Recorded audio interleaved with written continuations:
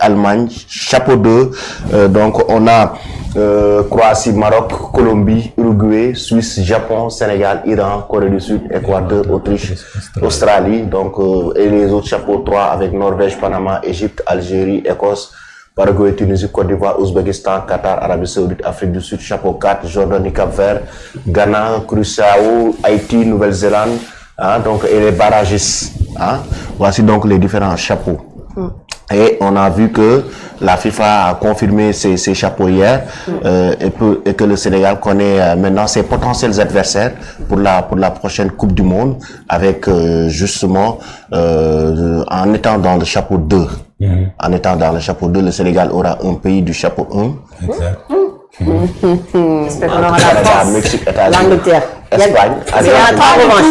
Mais il y a 3 revanches à faire ici. France, Angleterre, Brésil. Je pense que regarde le Brésil. Ah bien sûr, pourquoi pas. Alors que fini, Ce sera le son de il y a 3 retrouvailles. revanches. Angleterre, Brésil, France. Pays-Bas. Allemagne est là, Belgique est là. Forcément, tu as. C'est-à-dire le Sénégal aura un pays du chapeau 1, un pays du chapeau 3, un pays du chapeau 4. Donc, ce sera forcément Brésil, Portugal, Pays-Bas, Allemagne, Belgique, Argentine, France, Espagne, États-Unis, Mexique, Canada. yàlla mën na la yombal États-Unis. waaw gis nga mais États-Unis moom du baax. jox la Norvège. Mais ce sont. jox la Jordanie. Ah bien sûr. wala Haïti. Forcément, le Sénégal sera parmi quand même dans une poule de la mort. Forcément, parce que tu auras automatiquement un pays du chapeau 1. Ouais, forcément. Un pays du chapeau 3. Parce que le Sénégal n'est pas dans le chapeau 1. D'habitude, à la Coupe d'Afrique, le Sénégal est dans le chapeau 1. Tu as de petites équipes, entre guillemets. Mais ici, tu es dans le chapeau 2. Forcément, tu auras une poule de la mort. J'espère qu'on n'aura pas l'Égypte. Bon, pas l'Égypte, mais certainement un pays du chapeau 1 avec, moi je crains bien un pays comme l'Allemagne. Pourquoi pas un remake Sénégal-France? En tout cas, ça fait longtemps, hein, Sénégal. Je rêve de ça. Espagne. Espagne, moi je ne prie pas pour que le Sénégal affronte l'Espagne. Là, actuellement, non. Plutôt Espagne, si nous avons ça sera match de poule. Match de poule. Non, Espagne. Sénégal joué mi match. ñëpp ñëwaat. yéen a xeeb seen équipe. Non.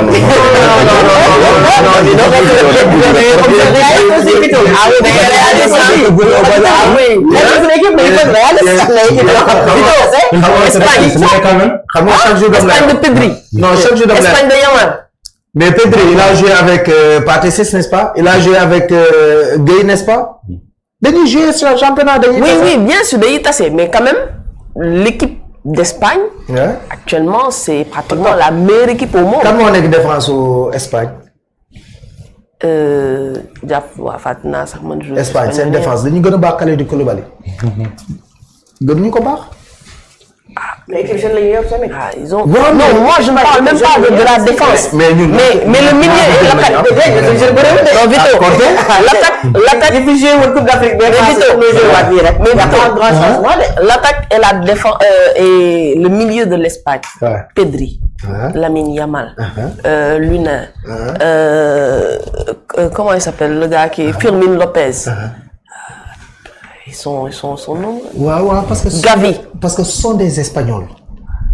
ku nekk li nga yor rek nga gëm man tegal ma Cristiano Ronaldo tegal Messi tegal ñëpp mais man ci li ma doon rek laa gëm parce que football à 11 la. démb nañu waxante dëgg kan moo yaakaar ne Bayern Leverkusen dina gagner Manchester City. kenn. ku la ne amoon na ko yaakaar amul. C'est le grand favori. ba ci Chelsea bii éliminé Real. éliminé kii nu mu tudd. gagné Barcelone yi. ñu bëri gëmuñu ko woon. ñu bëri xam la yaakaar nul. mais man j'étais persuadé que day gagné. Chelsea day gagné. waaw mais Vito, le niveau de jeu des Espagnols c'est incroyable hein. Le niveau quoi, le niveau. Leur façon de jouer quoi. C'est une équipe jeune aussi hein. Mais en plus ça le niveau de jeu européen moo doy waar rek. waaw loolu moom ku ko xawoon naa tàmbali rek da ngay tiit parce que ñoom ñëpp la Espagne si football wala Allemagne si football wala France wala Portugal da ngay tiit. Mais imagine toi équipe portugais yi. ñan ñoo fa ne. Neves. militaire. João Félix. ñooñu espagnol dañ leen mën seen milieu. nañ wax dëgg dañ leen mën. Bruno Fernandes. dañ leen mën. Mais Vito aussi en 2022 les Pays-Bas quand même ils ont malmené en match de poule. 2-0. 2-0. mais loolu moom 2-0 ñun ñoo ko teg suñu bopp. dëgg yàlla. boobu moom ñoo jaay suñu. mais y a Abdou qui dit que lui il veut l'Allemagne pour faire sortir Malick Thiaw. Qui? Un de nos techniciens. Le match de revanche là. Mais comme le jeune Malick Thiaw il faut gars yi xaw a comprendre tout ñun tam mënuñu jël biir nationaux yëpp. mënul ne. voilà parce que dafa am boo yoo xam comme Ibrahima Mbaye ay Malick Thiaw man gis nga même soo jëlee beneen nationalité parce que man du ma wax dara parce que xam lu tax parce que xamoo Sénégal yow fa la nga juddoo sa lépp foofu la. peut-être say racines rek nga mën a topp. am gëm-gëm boobu loolu ñu koy def la plupart ñu ci bari man benn choix rek laa mën a comprendre ne loolu dafa dëgg ci moom mooy Ibrahima Mbaye c'est à l'âge de 17 ans la ko jël. ñeneen ñëpp mooy presque amatuñu choix en équipe de France moo tax ñuy ñëw mais kii tu sais que dafa yàgg topp ay racinam man am naa sama benn frère bu doon jouer Paris foofu lañ ko formé. Thierno Balde. yaayam sama raq yaay la. papaam guinéen la. koto benn moment bëggoon ko woo ci Boy Espoir dama ko ne du jouer Sénégal. parce que benn esprit laa amoon rek. su ñëwee fi dañ koy liggéey. dañ koy kii man loolu laa jàpp quoi su ñëwee du dox parce que dama ci am expérience gis ci ay Lamine Sakho gis ci ay.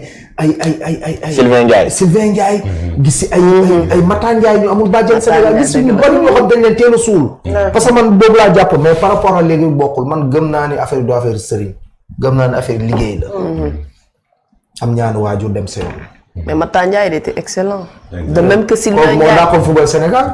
De même que Sylvain Ndiaye aussi. kooku moo dàqoon football Sénégal Mata Ndiaye. moo dàqoon man ci ñi ma gis nii milieu terrain. kooku li mu doon xalaat. moom Pape Sarr li ñuy xalaat am di fay li ñuy xalaat dafa doy waar. surtout am di fay bi. non li ñuy xalaat ci milieu terrain dafa ñeneen ñoo leen ëppoon bayre mais ñoom li ñu doon xalaat di football dafa doyoon waar. ay Alassane Ndour ay techniciens lañ. Mais il y a des joueurs qui ont disparu. Pratiquement, on peut dire, qui étaient au devant de la scène et malheureusement qui ont disparu. Mohamed Djamé. Ça vient de moi. Mohamed Djamé. Mohamed Djamé. waaw léegi dañu âge la quoi. Allô. football moom. Allô oui. Al Amin. Oui. Ça c'est doyen Abdou Aziz Mboup. doyen Abdou Aziz maa ngi lay ziar. maa ngi lay ziar bu baax a baax. maa ngi si jàmm. waaw maa ngi si jàmm bu baax a baax. naka Eric Fabre. Ça va, alhamdoulilah. Mais on dirait qu'on a invité ton joueur, raison pour laquelle tu appelles. Oui. Mon joueur, mon fils. Ton joueur, ton fils. Oui. Al Amin kooku bàyyam de son vivant daf ma ko dénkoon. dëgg la. moom Vito Badiane moomu. daan naa dem di ko jëli ca atelier mi doon jàngee tailleur. macha allah. Liberté 2. waaw loolu dafa yàgg. mu nekk xale bu am jom nag. Vito man dama ko naw parce que fi mu agsi ci football. defoon nañu sax dafa agsi ci football. très tôt dafa xawoon sax feebar amoon benn asthme boo xamante ni daf ko daan sax daaneel ci terrain de football. mais mu am jom xam am bëgg-bëgg. gëm ko nag.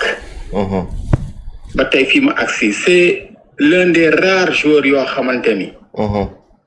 sur le plan local satisfaction bi mu jox le Sénégal. rare na joueur bu ko jox loolu. Effectivement.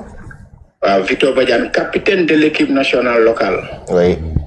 Issu d'une famille de footballeurs, son père a été un excellent footballeur. Fadel Badiane. Joué na ñaari tali. Ce garçon est partagé